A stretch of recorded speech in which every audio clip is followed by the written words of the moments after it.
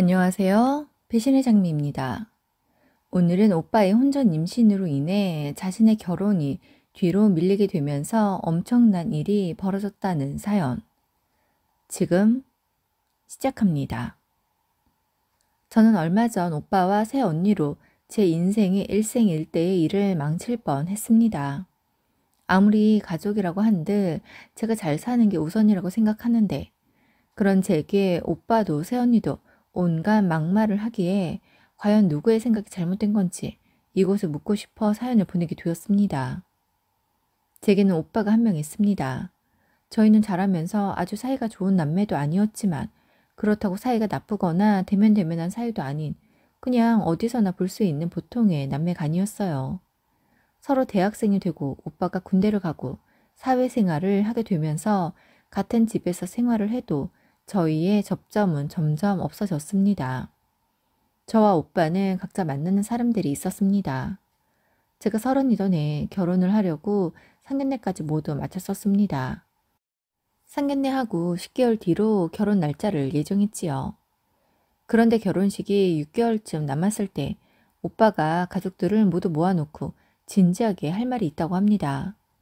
모두들 무슨 이야기냐고 걱정 반 기대 반으로 물었고 여자친구가 있는데 아이를 가졌다고 그래서 결혼을 빠르게 해야 한다고 합니다.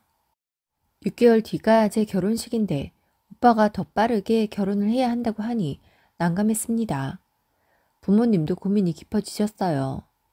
우선은 오빠의 여자친구를 데리고 와 보라고 하셨습니다. 그렇게 얼마 뒤 오빠의 여자친구가 집에 왔습니다. 아직 임신 초기라 배는 나오지 않았지만 입덧을 하는지 임신을 해서인지 안색이 그리 좋지는 않더라고요. 저희 부모님이 어떻게 하고 싶은지 오빠의 여자친구에게 물었어요. 그러자 배가 많이 나오기 전에 결혼식을 하고 싶다고 합니다. 그래서 6개월 뒤가 제 결혼식인데 한 해에 둘을 결혼시키기는 여러모로 부담이 되니 올해는 예정되어 있던 대로 제 결혼식을 하고 먼저 살림을 하치고 내년에 결혼식을 올리면 어떻겠냐고 물었습니다. 그러자 오빠의 여자친구가 표정이 굳어지더니 발끈하면서 그건 싫다고 합니다. 분명히 이야기하지만 아이 낳기 전에 배가 많이 불러오기 전에 결혼식을 올리고 싶다고 하더라고요. 정상적인 결혼 생활을 빠르게 시작하고 싶다고 합니다. 저희 부모님은 고민에 빠졌습니다. 당장 잡혀있는 저희 결혼식, 갑자기 아이가 생긴 오빠, 둘을 한 해에 결혼을 시키기엔 부담되는 상황. 저에게 식을 내년으로 미루라고 이야기하지도 못하시고 오빠에게 내년에 하는 것을 이야기해 보았지만 여자친구 때문에 여의치 않아 고민이 깊어지셨습니다. 오빠가 여자친구네 다녀왔고 저희 집의 상황을 말씀드리면서 살림부터 먼저 합치는 것을 말씀드리며 다음 해에 식을 올리는 것에 대해 의견을 전하자 예비 장인 어른께서 대뜸 저희 오빠를 때리며 말 같은 소리를 하라고 임신을 했는데 식을 당장에 올리지 않는 게 어디 있냐며 2달 안에 식을 올리도록 하라고 하셨다고 합니다. 예비 새언니의 배가 불러오고 있어 고민을 오래 할 수 없었습니다. 예비 새언니는 결혼 날짜를 빨리 잡아야 한다며 툭하면 저희 집에 나오지도 않은 배를 내밀고 왔습니다. 2달 안에 결혼식을 올리지 못하면 불같은 성격에 자신의 아버지가 가만히 있지 않을 거라면서요. 난감한 부모님의 모습에 제가 결혼식을 미룰 테니 오빠 먼저 결혼식을 올리게 하라고 했습니다. 저희 부모님은 제게 너무나 미안한 표정을 지어 보이시더라고요. 솔직히 나도 결혼식을 미루고 싶지 않다고. 하지만 오빠의 임신 소식을 알고 난 뒤 모두가 고민에 휩싸인 모습을 보고 나만 아무렇지 않은 척 할 수가 없었다고. 그래서 남자친구에게 이 상황을 털어놓았고 남자친구는 자신의 부모님에게 이야기를 했나 보더라고요. 다들 난감했지만 남자친구의 부모님께서 먼저 상황이 여의치 않아 우리가 미뤄야 한다면 3달 정도 뒤로 미뤄도 된다고 하셨고 남자친구가 제게 그 말을 전하며 단지 예식 날짜가 미뤄지는 것뿐이니 그렇게 하자고 해 저희가 미루겠다고 했습니다. 부모님과 오빠는 제게 너무나 고마워하였습니다. 그런데 예비 새언니는 그다지 고마워하는 것 같지는 않았습니다. 그냥 표정이 새침했어요. 오빠는 그날부터 바빠졌습니다. 예식장부터 해서 준비할 게 많다 보니 정신이 없는 것 같더라고요. 새언니는 입덧에 빈혈로 힘들어하면서도 신혼여행은 꼭 해외로 다녀와야 한다며 하와이를 예약했더군요. 오빠의 결혼을 준비하다 보니 오빠가 결혼 준비금을 많이 모아두지를 않았더라고요. 그래도 사회생활 7년 정도 했는데 어쩜 2천만 원밖에 모아두질 않았는지 부모님이 이 돈으로 어떻게 결혼을 할 거냐고 하니 하나밖에 없는 아들이니 결혼 자금 좀 보태달라고 합니다. 그러자 아빠가 하나밖에 없는 아들은커녕 억만금을 주고 키운 아들이어도 이렇게 뻔뻔하게 나오면 한 푼도 못 보태준다고 하십니다. 그 말에 오빠는 깜짝 놀라며 열심히 산다고 살았는데도 이것밖에 못 모았다고 살면서 갚겠다고 합니다. 그 나이 되도록 준비도 안 되어 있으면서 아이부터 가져 예정된 동생 결혼식까지 미루게 한 오빠가 예쁘지도 않을 뿐더러 은근 철면피인 예비 새언니도 임신을 무기로 내세워 뻔뻔하게 하는 태도가 마음에 안 든다며 엄마와 아빠는 금전적인 도움 대신 합가를 하라고 했습니다. 합가 이야기에 오빠도 새언니도 길길이 날뛰며 그건 아닌 것 같다고 자신들끼리 살고 싶다고 하더군요. 그래서 아빠가 해줄 수 있는 건 합가밖에 없으니 그게 싫으면 너희들끼리 알아서 집을 구해보라고 했습니다. 아빠 본인도 합가하면 너무 불편할 것 같아서 싫은데 돈으로 도와주고 싶진 않고 아이 때문에 결혼은 해야겠다고 하니 엄마 아빠의 불편함을 감수하고 합가를 허락하는 거라고. 그것도 싫으면 둘이 알아서 살던 처가살이를 하던 처가 도움을 받던지 하라고 했습니다. 새언니가 그 자리에서 펑펑 울더군요. 새언니의 울음에 엄마는 좀 난감하셨지만 그 자리에서 달래었다가는 새언니의 뜻대로 모두 해주게 됨을 알았기에 꾹 참으셨습니다. 이후 합가 이야기에 새언니의 친정 아버지께서 저희 아빠에게 전화를 해 한바탕 난리를 치셨다고 하더군요. 요즘 세상에 누가 합가를 하냐고 자신의 딸 임신시켜 놨으면 그에 따른 책임을 져야 할 거 아니냐며 집을 해내라고 하더랍니다. 그래서 아빠가 손바닥도 마주쳐야 소리가 나지 지금 임신을 시켰다는 말이 무슨 말이냐고 둘이 함께 만든 상황이니 함께 책임을 져야 할 거 아니냐고 지금 당장 융통할 수 있는 돈이 2억이 있으니 그러면 그쪽에서도 2억을 준비해 오면 4억짜리 집으로 알아봐서 바로 사주겠다고 하셨다고 합니다. 우리도 원하는 상황이 아니었고 일이 급하게 하고 싶었던 결혼이 아니었기에 남자라고 해서 집 해오라는 식으로 나온다면 이 결혼 엎으면 그만이라고 하시면서요. 아빠의 그 말에 새언니의 아버지께서는 더 이상 다른 말은 하지 못하고 전화를 끊었다고 하더군요. 오빠는 2달 뒤에 결혼을 하였고 부모님의 집에서 합가를 했습니다. 저는 그 시기에 남자친구가 마련해 놓은 신혼집으로 먼저 들어가 살기로 했습니다. 아무래도 방이 3개인데 조카까지 곧 태어날 예정이다 보니 모두 함께 살기엔 복잡할 것 같아 부모님과 상의 끝에 그렇게 하기로 했지요. 새언니는 임신기간 내내 그렇게 상전 노릇을 하더랍니다. 뭐 아이를 가져서 잠이 많아지는 거야 어쩔 수 없는 현상이니 그렇다 치고 엄마가 음식을 하면 이건 이래서 싫다, 저건 저래서 싫다 하면서 자신의 입에 맞는 음식을 찾아대었다네요. 저희 엄마라고 그걸 다 해줄 수는 없었지만 하루에 한 번은 꼭 그렇게 음식 타박을 해 짜증이 나더랍니다. 그래도 임신을 해서 그러려니 이해를 했다고 해요. 매번 빨래도 여기저기 휙휙 던져놓고는 해 몇 번을 주의를 주었는데 그럴 때면 울면서 분가하고 싶다고 다 각자의 스타일이 있는데 하나하나 뭐라고 지적을 하니 숨 막혀 살 수가 없다고 하더랍니다. 그래서 능력 있으면 나가 살으라고 엄마도 팔자에 없는 며느리 살이 하느라 힘들어 죽겠다고 화를 내셨다네요. 결국엔 참다 엄마와 아빠가 오빠를 불러다 앉혀놓고 본인들이 남의 자식을 야단치고 탓을 할 수 없는 노릇 아니겠냐고. 네가 능력이 없어서 우리도 이런 상황이 된 거니 앞으로 너희 부부와 관련된 일들은 일체 해주지 않을 테니 밥 먹는 것도 빨래하는 것도 너희 공간 청소하는 것도 다 알아서 하고 생활비는 꼬박꼬박 내라고 했다고 합니다. 그 말에 오빠가 같은 집에 살면서 너무하는 거 아니냐고 하더래요.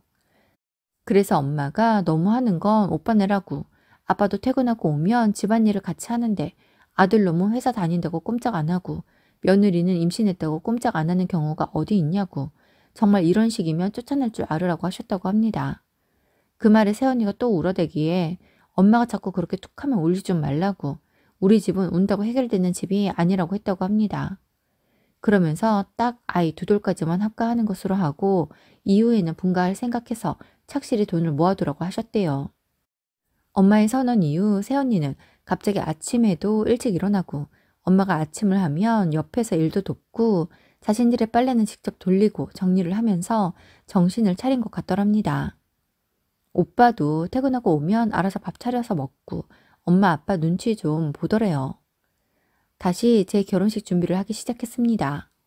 너무 감사하게도 예비 시부모님께서도 이해를 해주셨기에 저와 저희 부모님이 감사와 죄송한 마음을 모두 전했습니다.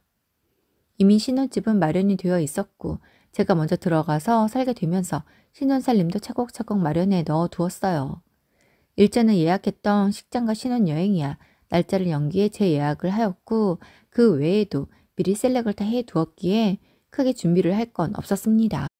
결혼을 앞둔 어느 주말 엄마 밥이 너무 먹고 싶더라고요. 그래서 남자친구와 본가에 갔습니다. 당연히 미리 전화를 하고 갔기에 엄마는 제가 좋아하는 음식들을 잔뜩 마련해 두셨습니다. 간만에 먹는 엄마 음식에 정말 음식이 입으로 들어가는지 코로 들어가는지도 모르게 맛있게 먹었습니다. 그렇게 식사를 마치고 같이 상을 치우고 거실에 모여 앉았는데 새언니 표정이 뾰루퉁 하더라고요.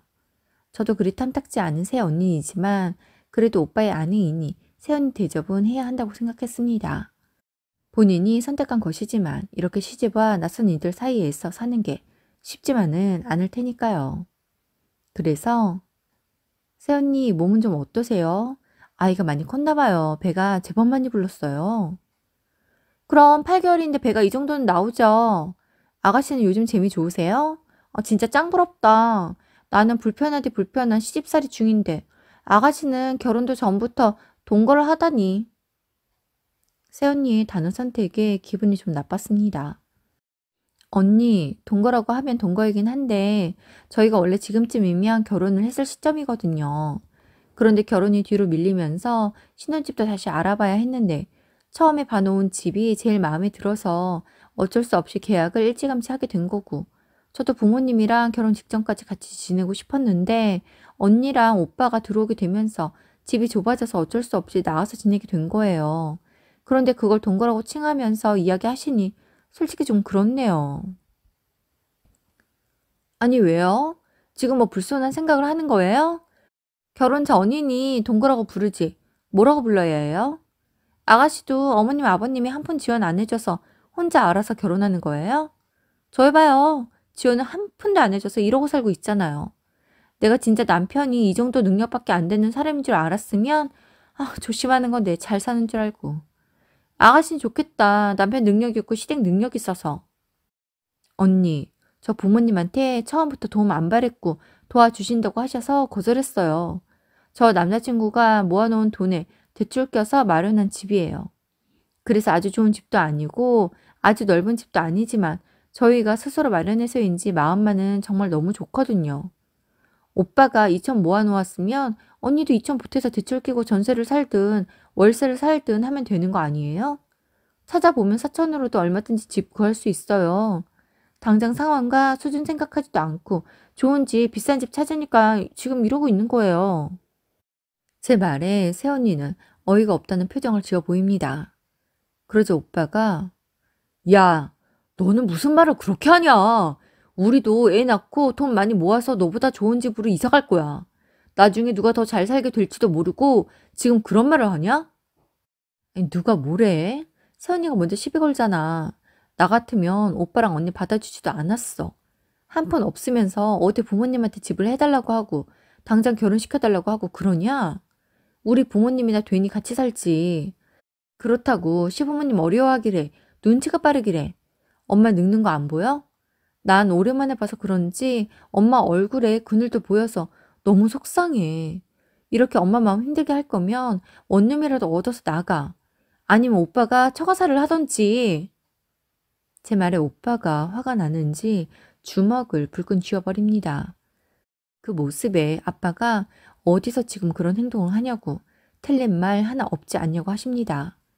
그러면서 오빠 부부 때문에 결혼이 밀리면서 타이로 집에서 나가 따로 지내고 있는 신우이한테 어떻게 혼자 동거를 운운하면서 말을 천박하게 하냐고 언성을 높이셨습니다. 물론 남자친구가 주말이면 신혼집에 와서 지내기도 하지만 제가 결혼할 때까지는 부모님과 최대한 많은 시간을 보내라고 해 평일에는 본가에서 지내며 회사를 다니고 있거든요.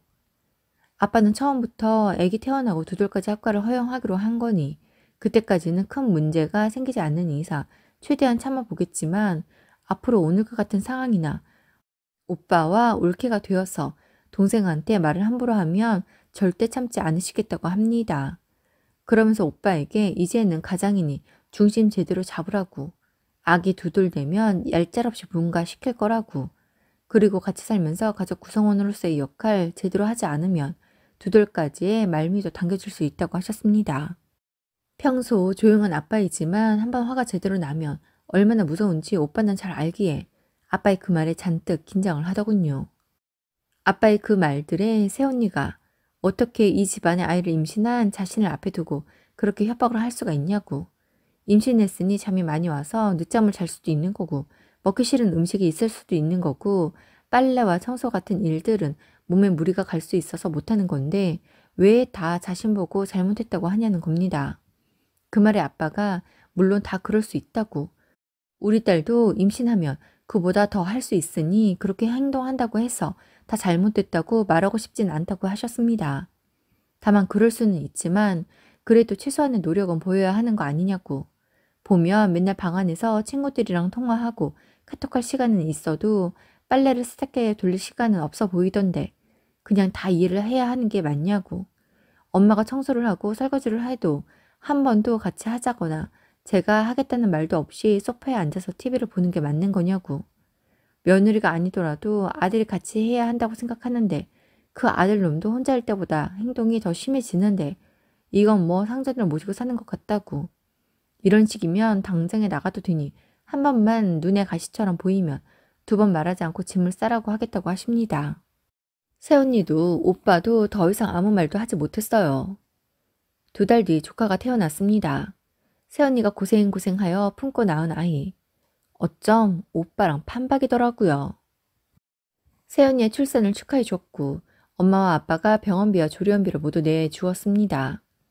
새언니는 조리원 퇴소 후 친정에서 마저 몸조리를 한다며 친정으로 가더군요.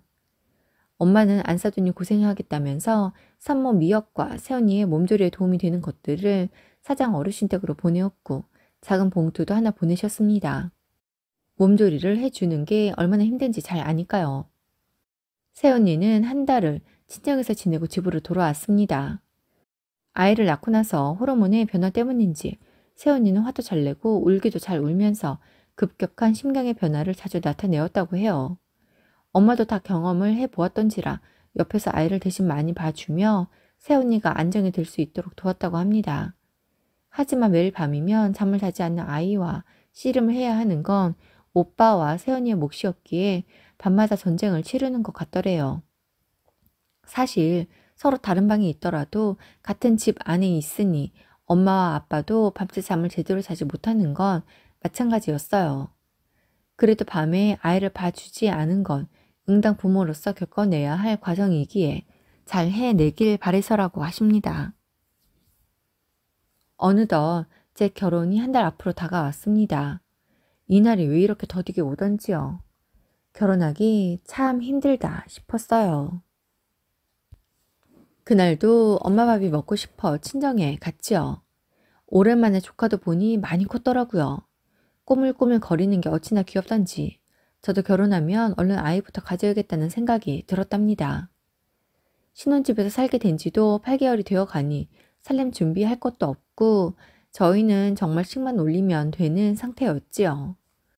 어느 날 다 함께 식사를 하는데 새언니가 아가씨, 저희가 그 집에서 살면 안 돼요? 라고 합니다. 제가 잘못 들었나 싶어서 뭐라고 하셨냐고 하니 저희 집에서 오빠와 새언니 그리고 조카가 살면 안 되겠냐고 하네요. 그래서 그게 무슨 말이냐고 했어요.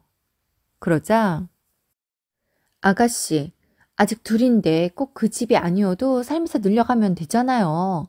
저희는 셋인데 벌써부터 분가할 생각을 하니 답답해서요. 여기서도 살고 싶지 않은데 저희가 갖고 있는 돈으로 나가서 살 곳을 찾기도 어렵네요. 마침 아가씨네는 집도 마련해 두었으니 얼마나 좋아요? 그 집에서 저희 살게 해주세요. 대신 아가씨네는 그 집으로 대출 더 받아서 다른 데 전세를 어떤지 하면 되지 않겠어요? 저희는 그런 능력도 안 되어서요. 대체 무슨 말을 하는 건지. 그래서 지금 무슨 말을 하는 거예요? 저희가 살고 있는 집에서 언니네가 와서 살겠다고요? 아니 그걸 지금 말이 된다고 생각해서 말하는 거예요? 시부모님이 집을 안 해주시니 어떡하겠어요. 남은 시댁 식구라곤 아가씨밖에 없으니 하는 말이에요. 제 친구들 보면 시댁에서 집 한 채씩은 다 해주던데. 아, 전 진짜 이게 뭐예요? 이제 진짜 여기서 더 살지도 못하겠고 본가자니 막막하고 아가씨네 집밖에 방법이 없는 것 같아요. 언니, 이상한 소리 좀 하지 마세요. 거긴 저와 이 사람의 손길이 간 저희 신혼집인데 달라내가 말이 된다고 생각해요? 세언니 강도예요? 이건 칼만 안 들어지 강도잖아요. 새언니는 학교 다닐 때 도덕 시간 없었어요? 자꾸 임신했다, 아기 낳았다. 이걸 모기 삼아 우리 가족들한테 이야기하는데 누가 임신하래요? 누가 아기 낳으래요? 언니가 만든 상황이고 언니가 선택한 거잖아요. 조카가 우리 핏줄이니 집 해내라고요? 그러면 언니 자식은 아니고 언니 친정 핏줄은 아니에요? 친정에도 돈 달라고 해요. 친정에도 집 해달라고 해요. 아, 언니는 못하겠구나. 언니가 우리 집에 와서 그렇게 얘기하니까. 오빠가 처가에 가서 돈 달라고 하고 집 해달라고 해. 어느 정도 해야 그러려니 하지. 처음에 임신 소식 알릴 때부터 지금까지 어쩜 이렇게 사람이 한결같냐. 내가 진짜 이 사람 보기에 너무 창피해. 결국 오늘 이런 말까지 듣게 하니 얼굴을 못 들겠네. 엄마, 아빠 정말 죄송한데요. 저 오빠네 분가 전까지 집에 오지 않을게요. 엄마, 아빠 보고 싶으면 연락 드릴 테니 저희 집으로 오시던지 같이 밖에서 뵙고 식사해요. 오늘은 그만 가볼게요. 이런 얘기 드리고 일어나서 죄송해요. 라고 하고 집을 나왔습니다. 정말 너무 속상했어요. 남자친구는 되게 괜찮다고 했지만 너무 미안하기만 했습니다.